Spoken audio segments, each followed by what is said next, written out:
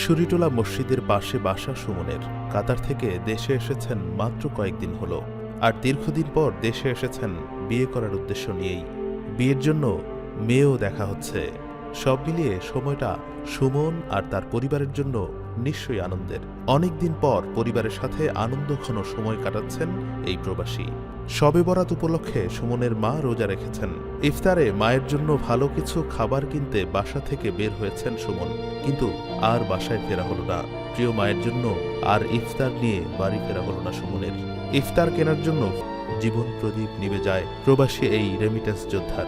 নিমিষেই একটি পরিবারের সব আনন্দ হারিয়ে যায় প্রবাসী সুমনের। সুমনের বোন সুমনা আক্তার জানান, কাতার প্রবাসী সুমন 4 মাসের ছুটিতে দেশে এসেছিলেন।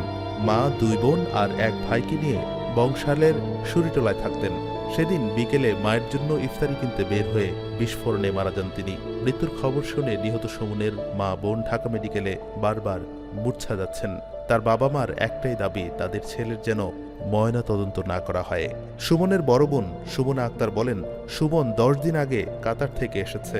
বিয়ের জন্য বউ দেখা হয়েছে। ইফতারে আনার জন্য দোকানে গিয়ে ফুটপাতে দাঁড়িয়েছিল। এ সময় বিস্ফোরণে মাথার একটি অংশ উড়ে গর্ত তৈরি হয়, পরে মারা যায়। ঢাকা মেডিকেলের সামনে কথা বলছিলেন প্রবাসী সুমনের ভাড়া বাসার মালিক হাবিবুর রহমান হাবিব। তিনি বলেন, সুমনের পরিবার আমার বাসায় ভাড়া থাকে।